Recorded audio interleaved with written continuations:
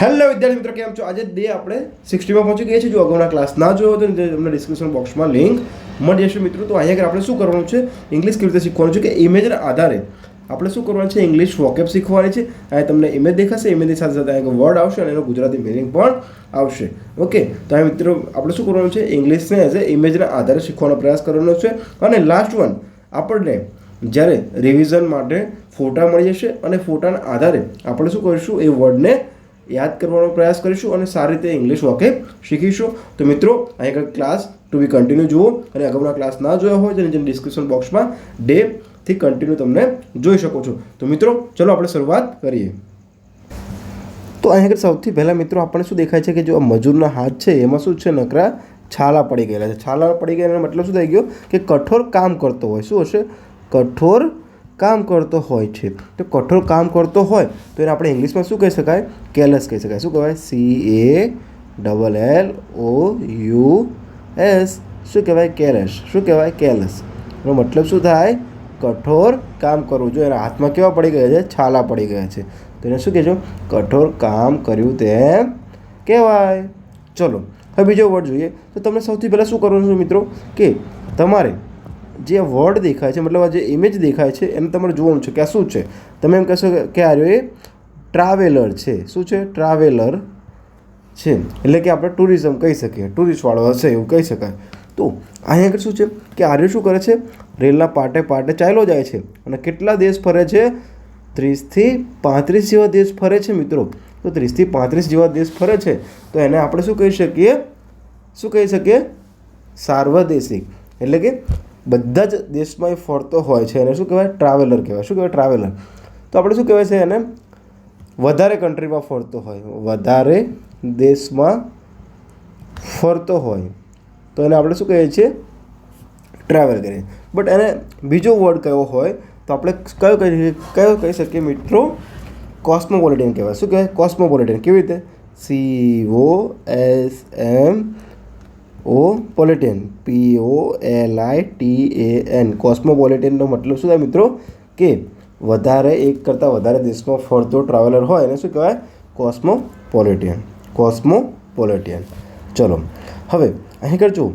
જો આ ઇમેજ તમને શું દેખાડે છે મિત્રો કે શું દેખાય? કોડ વર્ડમાં વાત કરેલી છે. શું કરે છે? કોડ વર્ડના વાત કરેલી છે. એટલે કે તમે જ્યારે કોઈ કોમ્પિટિશન પરીક્ષાની તૈયારી કરો છો ત્યારે કોડિંગ ડીકોડિંગ જેવું ચેપ્ટર આવતું હોય છે મિત્રો. અથવા તો માન લો કે તમે CID છે, રો છે, અથવા તો આર્મી જેવી એ સંસ્થામાં શું કરે છે મિત્રો કે કોડથી વાત થતી હોય છે એ લોકોને, રાઈટ? કારણ કે સિક્રેટ સર્વિસ હોય છે એટલા માટે. તો અહીંયા આ કોડને આપણે શું, જે ઓનો મતલબ શું થાય છે? 9 થી ડિનોટ કરેલું છે. તો જે કોડ લેંગ્વેજમાં વાત કરવામાં આવે છે એને શું કહેવાય છે? ક્રિપ્ટોગ્રામ કહેવાય. શું કહેવાય મિત્રો? ક્રિપ્ટોગ્રામ. શું કહેવાય? ક્રિપ્ટોગ્રામ. એટલે શું કહેવાય કે કોડમાં વાર્તાલાપ કહી શકીએ આપણે. ઓકે, શું કહેવાય? ક્રિપ્ટોગ્રામ. શું કહેવાય? ક્રિપ્ટોગ્રામ. CRYPTOગ્રામ. GRAM. ચલો આપણી પાસે ચોથો વર્ડ છે. જો હવે તમને આ ઇમેજ શું દેખાડે છે મિત્રો? પહેલાં વિચારવાનું તમારી ઇમેજ. ઓકે, ઇમેજ શું દેખાડે છે કે અહીંયા શું છે? માંસ છે. કોઈનું છે? ગાય, ભેંસ જે બી હોય. તો જો મિત્રો આ શું કરે છે? ગાય માતાને આપણે જે માનતા હોય છે, આપણે જે બી મેન્ટાલિટી હોય છે એને શું કરે છે? આ લોકો શું કરે છે? નરસંહાર કરીને ભોજન તરીકે લે છે. તો નરસંહાર કરવો. તો નરસંહારનું મતલબ શું થશે મિત્રો? કાર્નેજ થાય. શું થાય? કાર્નેજ. CARNAGE. કાર્નેજનો મતલબ શું થાય મિત્રો? નરસંહાર. શું થાય? નરસંહાર મતલબ બહુ જ નિર્દયથી શું કરવામાં આવે છે? નિર્દયથી શું કરવામાં આવે છે? અને મૃત્યુ આપવામાં આવે છે. અને શું કહેવાય? નરસંહાર એટલે કે કાર્નેજ. ચલો મિત્રો અહીં આગળ જુઓ. આ શું છે? આપણો મહેલ છે, આપણું ઘર છે ભાઈ. જો આ ઘર છે તો મહેલ છે. મહેલ છે અથવા તો કિલ્લો છે તો કિલ્લાને આપણે શું કહીએ છીએ? ફોર્ટ કહીએ છીએ, રાઈટ? પરંતુ આપણે થોડુંક એડવાન્સ લેવલનું વર્ડ જોવાના છે. તો એને શું કહેવાય? સિટીકલ. શું કહેવાય? સિટીકલ. CITA.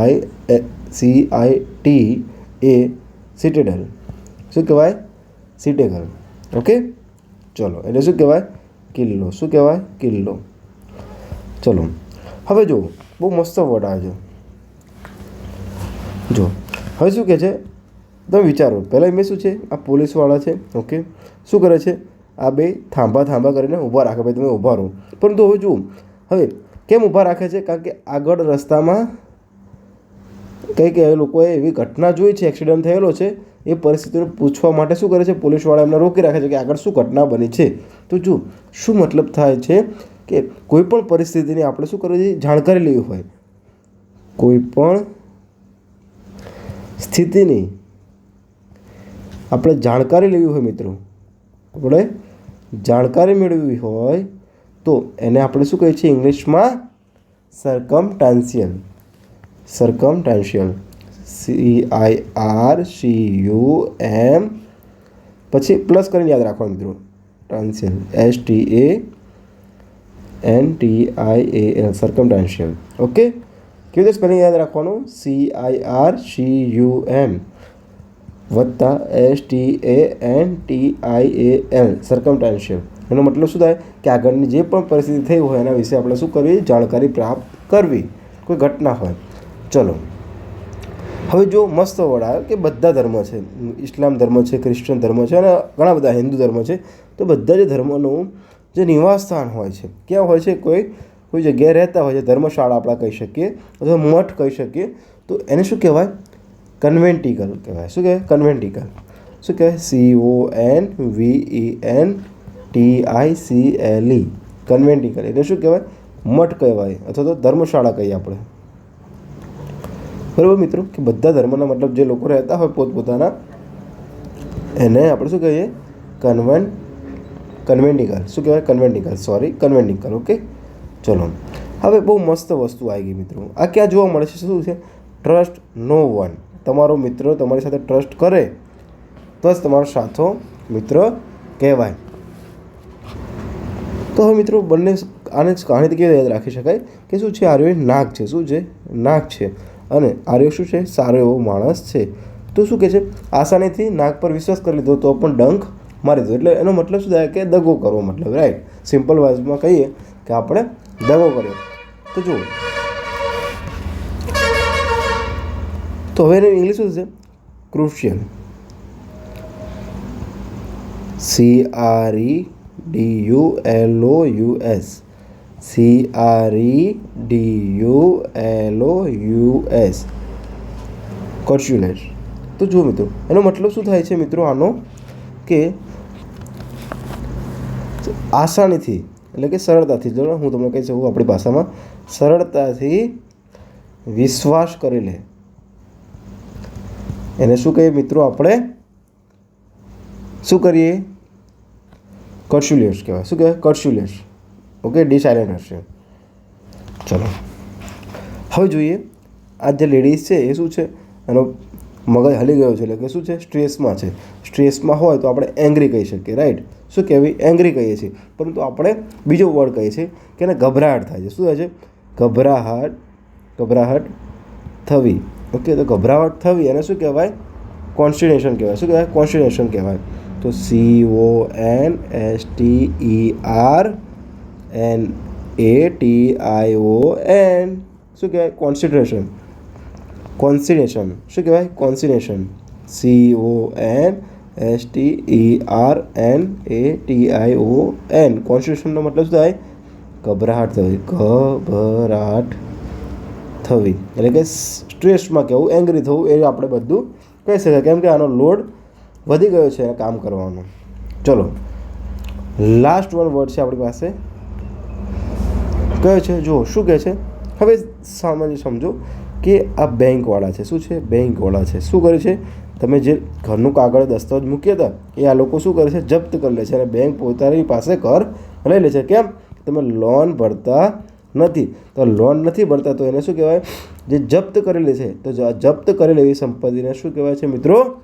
જપ્ત કરવી લેવું. તેને શું કહેવાય? કોન્ફિસ્કેટ કહેવાય. શું કહેવાય? કોન્ફિસ્કેટ. CONFISCATE.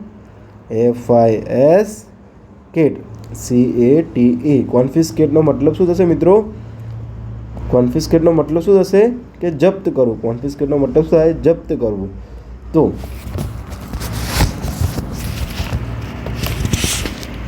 હવે વિદ્યાર્થી મિત્રો આપણે જુઓ કે આપણી પાસે જે 10 વર્ડ જોઈ લીધા છે આપણે, એ 10 વર્ડને આપણે એક રિવિઝન કરીશું. ઓકે, તો તમે તમારે શું કરવાનું છે મિત્રો, આ ઇમેજ દેખાશે તમને અને સાથે સાથે તમારે શું કરવાનું છે કે આ ઇમેજના સાથે તમારે એઝ એ વર્ડને રિમેમ્બર કરવાનું, જેથી કરીને આપણને શું થશે કે આપણને ઇમેજના આધારે ઇંગ્લિશ વોકેબ્યુલરી સાવ સરળ રીતે સમજી શકીશું. ઓકે, તો મિત્રો આ ચેનલને સબસ્ક્રાઈબ કરો, જેથી કરીને તમને નવા દિવસે નવું શીખવા મળે, જેથી કરીને નવા કોન્સેપ્ટ તમે સરળતાથી શીખી શકો. મળીએ.